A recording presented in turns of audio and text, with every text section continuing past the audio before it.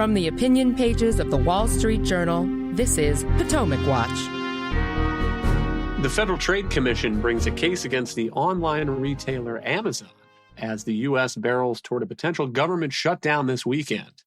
Welcome, I'm Kyle Peterson with the Wall Street Journal. We are joined today by my colleagues, columnists Alicia Finley and Kim Strassel. The chair of the Federal Trade Commission, Lina Khan, has had her eyes on Amazon since at least 2017, when she was a student at Yale Law School and wrote an influential paper, Amazon's Antitrust Paradox. But now in power and in government, she has overseen a case being brought against the online retailer, and here she is explaining what she's intending to do this week. So this lawsuit is fundamentally about protecting free and fair competition. And the U.S. antitrust laws prohibit firms from using their monopoly power to punish or preclude or prevent competition. And that's what our lawsuit lays out that Amazon has done. The consequences of that are very serious for sellers who now pay $1 out of every $2 to Amazon. So this is effectively a 50% tax that businesses pay to Amazon to reach shoppers. And that, in turn, inflates prices for consumers. And it inflates prices for consumers not just on Amazon's own site, but actually across the internet. Alicia, this is a 170-some page lawsuit. Can you give us a sense of what the argument is that the FTC is making with regard to Amazon's conduct? And what exactly is Lina Khan asking for in court? So what's surprising is just how thin and weak this lawsuit is. The FTC actually began investigating Amazon during the Trump administration. This was just a sprawling investigation regarding its Prime practices, which is essentially its subscription service that offers its customers, well, it's increased its fees around $150 annual membership in return for various services, including 1 or 2 day shipping. It's also investigated some of its proposed acquisitions. And so Amazon has just actually been bombarded with record requests. And what's interesting is the FTC didn't really actually level any charges that haven't been made elsewhere by Washington, D.C.'s Attorney General or in some other class actions that have been dismissed.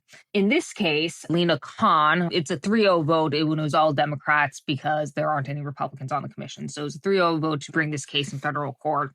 And she throws out kind of a lot of spaghetti at the wall. One is that Amazon is degrading the customer experience by using ads or selling ads on its site, which is just ridiculous. All of these sites, Walmart, Target, they all sell ads, and you can see that they're labeled sponsored. And this is actually a way for stores or retailers that are competing in a very crowded marketplace to promote their products. One of the other charges is about its pricing parity policy.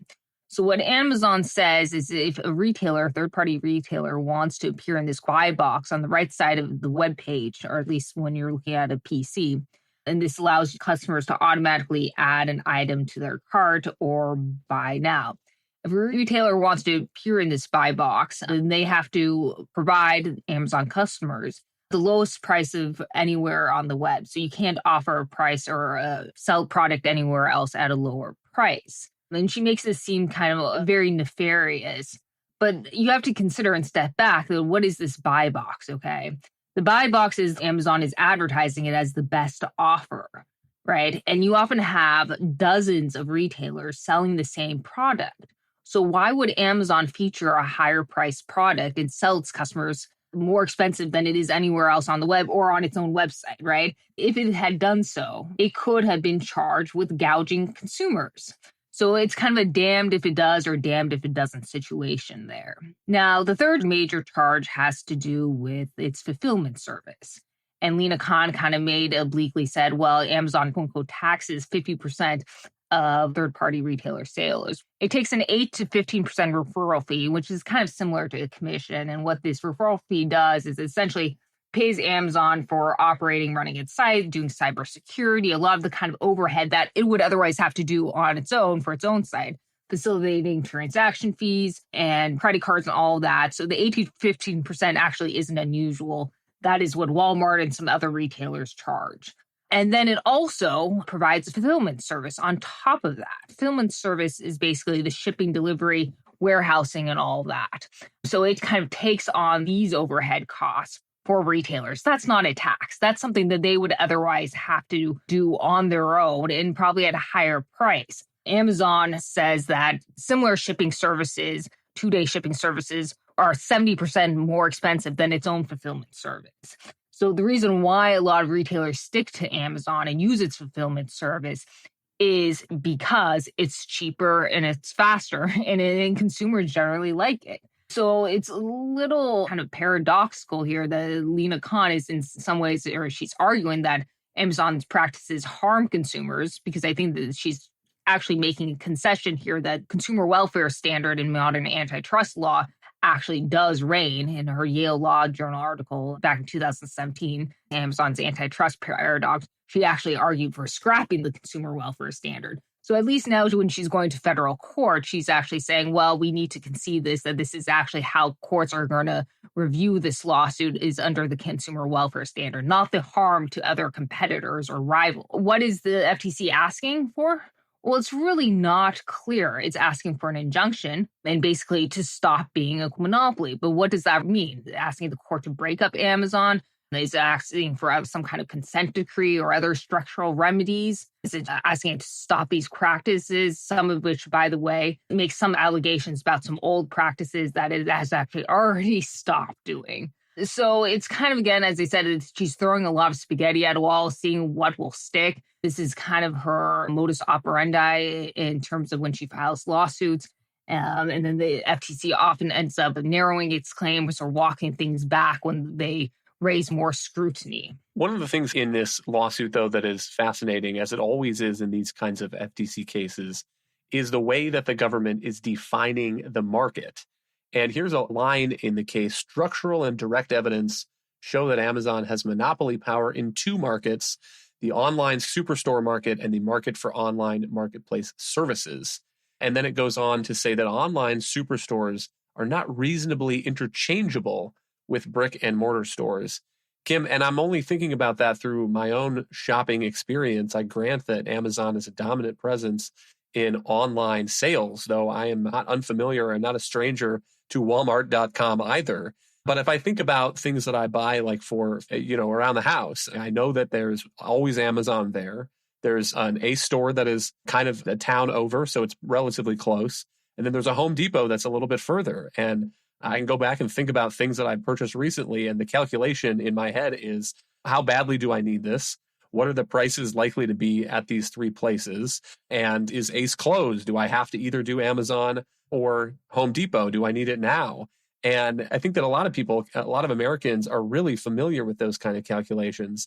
And the idea that Amazon is not competing against those brick and mortar retailers, I think doesn't fit with my experience, at least. Yeah, I mean, this definition, the online superstore market, would be very funny if it wasn't so depressing, because it says everything about how Lina Khan approaches her job. Just to be clear, Amazon is Lina Khan's great white whale. She is Ahab. She's going to bring it down one way or the other, no matter what she has to do to the modern or longtime reading of the law to get there. So back in 2017, as Alicia noted, she wrote this long article in the Yale Law Journal in which she explained that the problem with Amazon was predatory pricing that was used to undercut rivals. She's now acknowledged that that's probably not going to hold up in court. And so you have to go to the question instead of consumer harm. And remember, let's just back up. In monopoly litigation or antitrust litigation, the standard here is, are consumers better off or not? And if they are, generally, then often practices that companies engaged in are considered legal or okay. I mean, it's a delicate balance, but you're looking to see, is a consumer doing better or is a consumer doing worse? So the only way that Lina Khan can come to this bizarre notion that consumers are doing worse in a world in which Amazon exists with its current policies is to create this whole new definition of a market, which is online superstores. And in this, she places Amazon and Target and Walmart and eBay. Now, if you look overall, the thing is that If you look at the entire universe of e-commerce markets, Amazon makes up about 38% of it. If you look at the entire world of retail sales, it only makes up about 6% of it. And in order to swallow the whole online superstore market, you have to think that people only ever buy things online and in one place. And that's just nonsense, as you note, Kyle. I often, to these days, prefer to go to a local brick and mortar store if it's there. A lot of people do, not just because they sometimes feel the quality is better, the service is better, they can look and touch and feel the things that they want to buy. Sometimes people do it for reasons that actually have to do with a resentment of online stores. They want to support their local retailers. There's all kinds of reasons for why. And there's all kinds of evidence that many people, most people, this is how they shop. It's a basket of things. They might buy a few things from Amazon. They might buy a few things from other online stores. Folks like me, I'm an Etsy fanatic. I particularly like to go there because it's small retailers who are doing this. There's a lot of times that you might see a product put forward on Amazon, but you go to the company's website itself because there's more choices or it's easier to use. There's all kinds of options, all of which have made shopping easier and theoretically better for people. But she's had to come up with this crazy definition in order to force fit into her argument that somehow this is a problem for customers. Alicia, one more thought here on the Amazon FTC case. I'll read a line from that famous paper, Amazon's Antitrust Paradox by Lina Khan. She says, "We cannot cognize the potential harms to competition posed by Amazon's dominance if we measure competition primarily through price and output." And so there she is arguing that the consumer welfare standard is not equipped for this new world of online retail, online marketplaces in particular. And that is not the argument that she's making in this case. And that, in conjunction with the line of cases that the FTC has brought under Lina Khan that have not been successful in court, makes me wonder whether this is just sort of a campaign against bigness, against businesses that get too large for some people to be comfortable with, whether or not they are actually delivering consumers the products they want at low prices. Right. So it was interesting. In 2007, she made the critique that Amazon was engaging in, quote, predatory pricing because it was offering products at lower prices or prioritizing lower prices and growth over profits. In other words, it was pumping all the money it got back into its business and expanding and offering new services and such at low cost, low prices, undercutting rivals such as Walmart and Target and other brick and mortar stores, but also those with online presences. Now, fast forward 6 or 7 years, and actually the online marketplace has changed quite a bit, and so has Amazon. And hence why she's now trying to say, well, Amazon is raising prices. Again, there's really no evidence of this. And in fact, Janet Yellen and many economists have said that one of the reasons inflation was so mild or moderate over the last decade or so until the pandemic, and well, we know what happened then, but the reason why was because Amazon was putting pressure on goods and providing competition, which again held down prices and goods. I mean, obviously that wasn't the only reason, but I'm just saying that there was a lot of economists who agree that Amazon reduces prices, and it's not clear why that would have changed in the last, again, 5 or 6 years. What has happened in the 5 or 6 years is that competition actually in the online marketplace has increased even more, with Walmart rolling out its own subscription delivery services. Target has bought Instacart and also provides a fast 2-day shipping. Actually, even the Chinese Shein, which was a clothing, fast fashion, is now developing its own marketplace that is trying to compete with Amazon, even in the US. And what you've also seen is Amazon has grown and it has become bigger, but it hasn't necessarily been very successful at everything it has tried. Its venture into smartphones flopped, as did attempts to do its own Fitbit.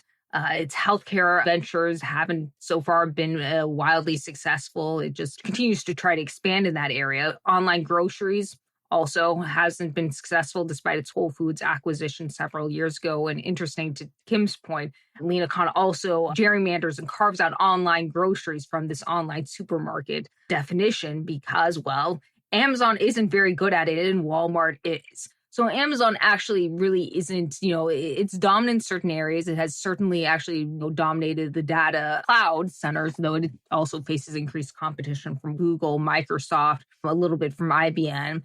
But its margins on retail are pretty thin. And that's because it faces so much competition. It's actually been closing some warehouses lately and trying to get leaner because it's facing so much competition from these other companies. So the kind of the world that Lina Khan has designed in this lawsuit, it's completely detached from the reality of the market.